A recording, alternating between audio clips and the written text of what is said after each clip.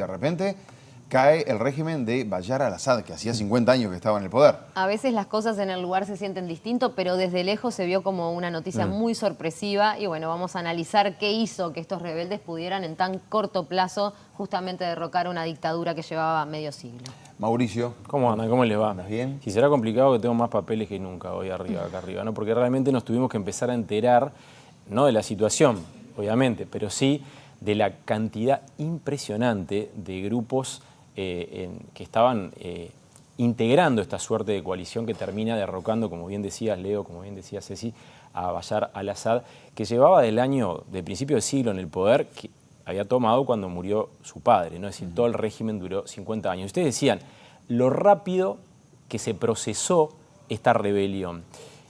Tiene una explicación en el terreno, tiene una explicación que tiene que ver con el conflicto en Medio Oriente, que tiene que ver con el conflicto en Ucrania. Esencialmente, Rusia, uno de los principales apoyos de Bashar al-Assad, Rusia que tiene, además, ahora después lo vamos a ver, pero ahora vamos a concentrarnos en explicar esto, que tiene más bases en Siria, bases estratégicas muy importantes en Siria, está enfocado en el conflicto en Ucrania. E Irán, apoyo de Hezbollah, que opera en Siria, tiene en este momento el foco puesto en el conflicto, la guerra que lleva adelante contra Israel.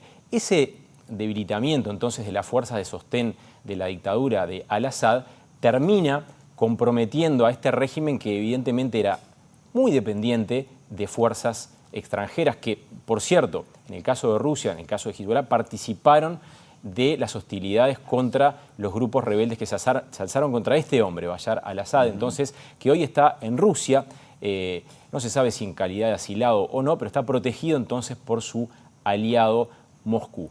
Esa es la explicación corta, por supuesto, ¿no? Pero también hay que decir que en el territorio de Siria, que estaba subdividido en muchas diferentes regiones, había muchos grupos actuando desde hace mucho tiempo contra este régimen que tenía una característica fundamental de la cual nos estamos, no quiero decir enterando, pero sí viendo la dimensión ahora, que era la de ser un régimen extremadamente represor a través de un sistema de cárceles en las cuales esencialmente enterraba a sus detractores. Sí, hay cárceles subterráneas, estamos viendo algunas imágenes en estas horas que son terribles también. Son terribles. Y gente que hace años que está ahí, ¿no? Son terribles, la gente desesperada buscando a sus seres queridos. Obviamente no vamos a compartir esas imágenes porque son extremadamente sensibles, pero circulan por las redes sociales y lo que vemos es entonces la debacle, como suele ocurrir en el caso en el que hay dictaduras tan crueles, vemos las imágenes a posteriori, ¿no? Mauricio, para aclararlo, Bashar al-Assad, que está cayendo, digamos, estaba en el poder del año 2000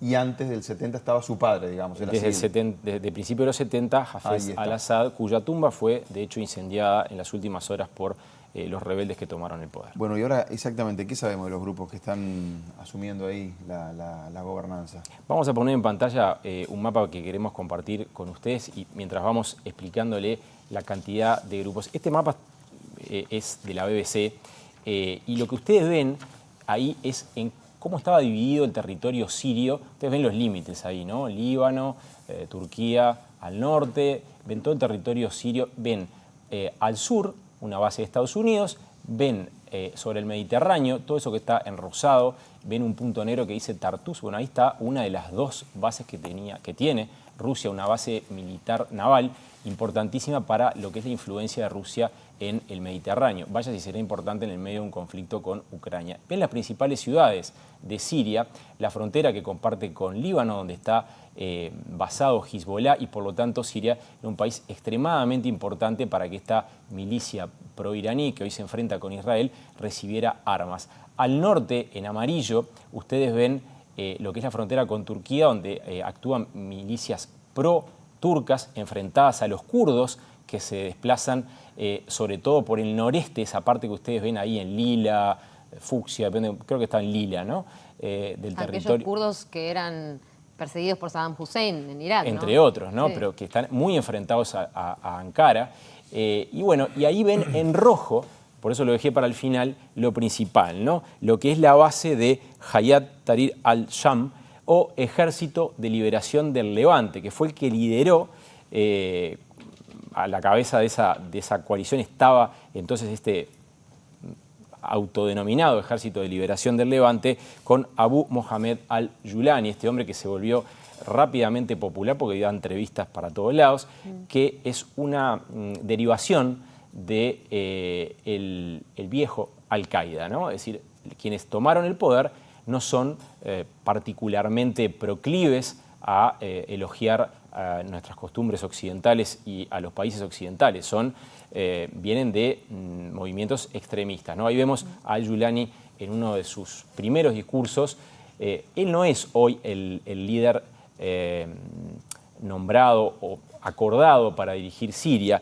El primer ministro interino es Mohammad al-Bashir, un hombre que ya gobernaba parte de Siria, este hombre que vemos ahí dando una conferencia de prensa, un hombre muy joven, ingeniero eléctrico, que gobernaba una región del noroeste de Siria. Eso es lo que le podemos decir hasta ahora. Hay muchos más grupos, ¿no? Y estamos manejando, siguiendo algún consejo que nos dieron después de la columna de radio, manejando más bien conceptos y perfiles más que nombres, porque los nombres son realmente ajenos al conocimiento que manejamos habitualmente en nuestra agenda informativa. Mauricio, se habla hay quienes hablan de una conspiración entre Estados Unidos, Israel, Turquía, para que este cambio, esta caída del régimen sirio se diera. ¿Hay ganadores en este cambio geopolítico que se da allí en Medio Oriente? Hablar de una conspiración, obviamente no tenemos elementos, todo puede ser y las teorías conspirativas siempre están a la orden del día, pero evidentemente que es una situación que tiene ganadores y perdedores. Claramente Rusia e Irán pierden pie, principalmente Irán, ¿verdad? Porque Hezbollah debe dejar atrás un territorio en donde, entre otras cosas, entrenaba a sus fuerzas. Ganadores, bueno, ganadores se verá cuando se instale un gobierno. ¿Qué perfil tiene? ¿Hacia dónde apunta? ¿Qué alianzas teje? ¿Qué va a pasar con la alianza que Siria, bajo los al-Assad, tenía con Rusia? Si va a continuar o no, si Rusia va a seguir manteniendo su base en el Mediterráneo o no, si Estados Unidos va a poder mantener sus bases en Siria o no. Hasta ahora lo que sabemos es muy poco. De hecho, la sorpresa fue tal a nivel informativo que, como les decía al comienzo, muchos estamos intentando familiarizarnos con estos grupos. Sí hay ganadores y sí hay perdedores. Obviamente que la pregunta principal, a partir de lo que ha pasado en el último tiempo, tiene que ver con cuánto influyó el accionar de Israel en lo que termina pasando en Siria, ¿no? Israel que se adelantó a avanzar sobre parte del territorio de los Altos del Golán. No vamos a entrar en detalle porque sé que estoy pasado de tiempo. Y está atacando también, ¿no? Partes de Siria. Muchísimos objetivos, casi 500 objetivos militares en las últimas 72 horas que tenían que ver, entre otras, con depósitos de armas del régimen caído, incluso armas químicas que Bashar al-Assad utilizó contra su propio pueblo. Sí. Y bueno, el mapa de Medio Oriente que empieza entonces ahora, si se quiere, un nuevo proceso. Una de las grandes preocupaciones que hay es qué va a pasar con la integridad territorial de Siria. Gran preocupación porque si Siria se desmembra, querría decir que estas diferentes facciones, muchas de las cuales son extremistas islámicos, pasarían a tener parte del control del territorio como territorios, llamémosle, autónomos. ¿Qué pasaría con los kurdos? ¿Qué pasaría con Turquía? ¿Qué papel tiene Turquía? Que vaya si va a tener un papel, porque Turquía tiene nada menos que 3 millones de refugiados sirios en su territorio. Recordemos que en 2015 hubo una crisis migratoria en Europa que tenía todo que ver con el pasaje de refugiados sirios a través de Turquía. Así que esto es apenas el comienzo de una nueva etapa en la historia de Siria que intentamos de alguna manera dilucidar y presentar. Veremos en los próximos días qué es lo que pasa. Termino con una cosita muy cortita. Lo que han dicho los líderes de esta rebelión es que van a respetar las diferentes confesiones que conviven en Siria, que son muchas, y que van a respetar además, van a intentar además llevar ante la justicia a los torturadores que formaban parte del régimen de al-Assad. Veremos si cumplen. Esa es una de las primeras cosas que le están pidiendo los países occidentales, ¿no? Hechos. Perfecto, Mauricio, gracias.